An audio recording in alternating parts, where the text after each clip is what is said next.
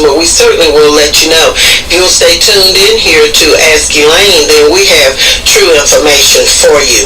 Let's get to our pastors we love. We already have had a phone call prior to going on the air today, so that's a good sign that we're going to have an awful lot of good callers today. I know there's some people who have some sentiments that you want to express about the elections coming up, about the Supreme Court decision, about all of the attacks on voting rights and civil rights for people. We know that you'll have some comments on all of that. But we do want to mention the pastors we love. We have been spotlighting the pastors that were listed, the best preachers in Macon, Bibb County 2013, which was a feature of the Georgia Informer in the latest edition. There's another edition that has just come out, and it has the best women preachers, and we're going to be spotlighting some of those ladies. There's also a feature article in the Georgia Informer this month, which has the best dressed ladies, and then the previous month had some of the best dressed men. These lists are not intended to be all-inclusive, but they're just a sampling of some of the people that we hold in high esteem and we want to spotlight, and the Georgia Informer does that. This week's pastors that we love are Pastor Eddie D. Smith Sr. of Macedonia, Reverend David L. Stanley Sr. of Union Baptist, Reverend Marshall Stinson, St. Luke Baptist, and by the way, Reverend Stinson has endorsed me in my run for Commission District 3. That particular church, St. Luke, is in the district, the new district. Reverend Ronald Toney of Lizzie Chapel is one of the best preachers, is listed in the Georgia Informer, and then Reverend Maurice Watson of Beulah Land Bible. In previous weeks, you had many other very fine ministers listed, and next week we will go through with the entire list, call them very quickly, and then we will move to the Georgia Informer's list of the best female pastors.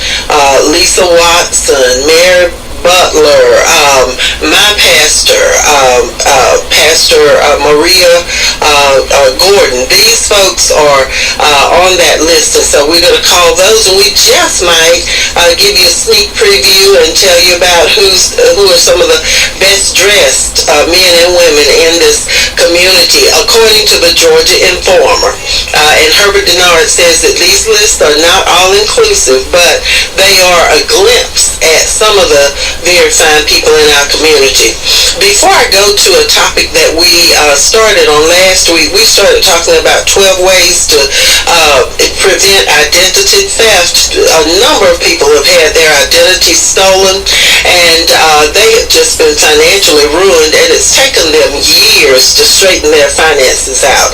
So in just a minute, before I make another announcement, we're going to go through. I've listed 4 ways that you can avoid identity theft, and I hope that we will have the caller who called in last week to talk about his situation will call back and tell us a little bit more about his identity being stolen, and then we'll go through the 12 things that you can do to avoid having someone to steal your identity and really put you in a bad way financially.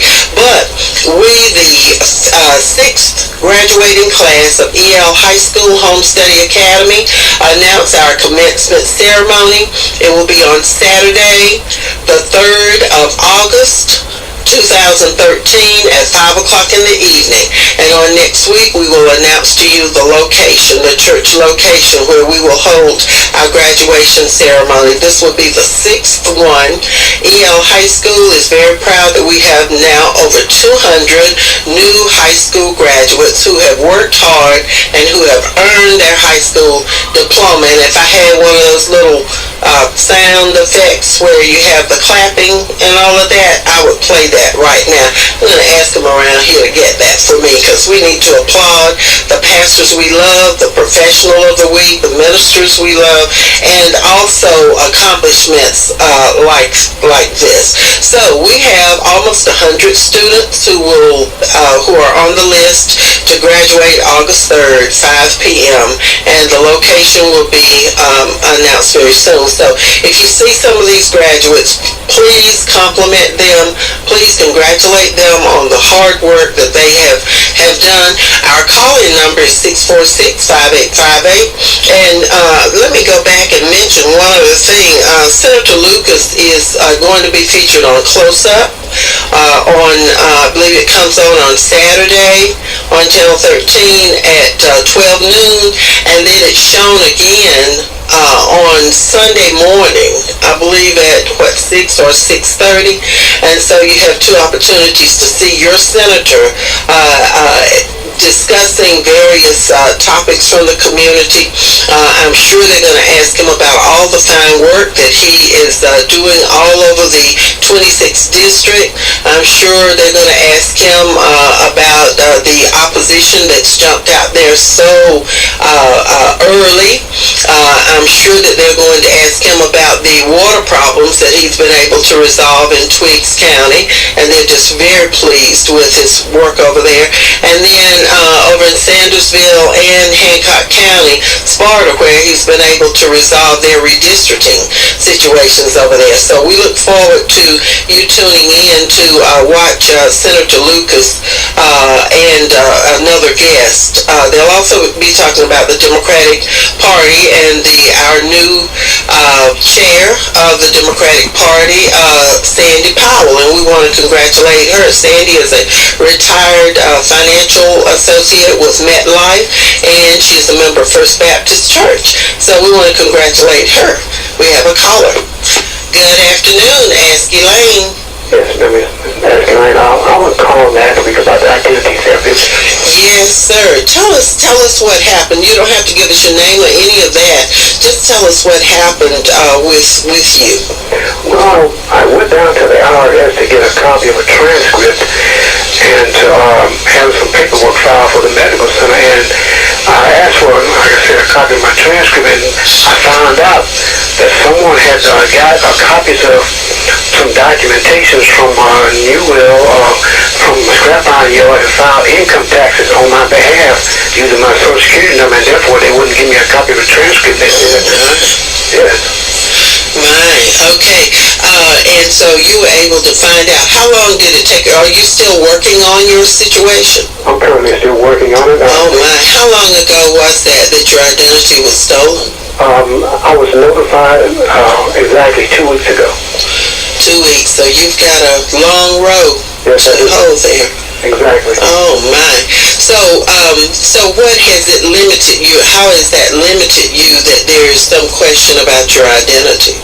Well, I had to notify certain creditors like Equifax and places like that to make them aware that my identity had been stolen and put them on it's like a 12-month monitor that they use to cut anything off of being unable to do any kind of transactions or let them be aware of what's going on with me in case someone tries to use my identity. So it's really, you're just kind of on hold. You're kind of in limbo financially until this stuff is straightened out. All over this country, there are thousands of people, tens of thousands of people whose identities are stolen. And so we've been trying to give people some tips as to how they can avoid identity theft. We do appreciate your call, and you continue listening to Ask Elaine, and please call in at any time, but I'm going to go through these other reasons that or ways that people can avoid identity theft. But thank you for your call. Thank you. All right. You have a great day. Okay, you all right. We have some visitors here in the studio. Who do we have? Erica Hill. Hello. Erica Hill. Alvin Purnell. And Alvin Purnell. Now, what do I owe this this distinguished visit? Well, you know, our pastor, Dr. Jerome McClain from Yeah. Coming Fellowship Church, we wanted to give you a flyer announcing a big concert that we have in July. Oh, that is great. That now, I just really feel special here. People are coming to the studio, and I'm going to go ahead and announce this. This is Overcoming Fellowship Church, a non-denominational ministry that's located at 151 Madison Street on the grounds of the formerly Progressive Academy. Pastor Jerome McClain is the pastor there. And this is a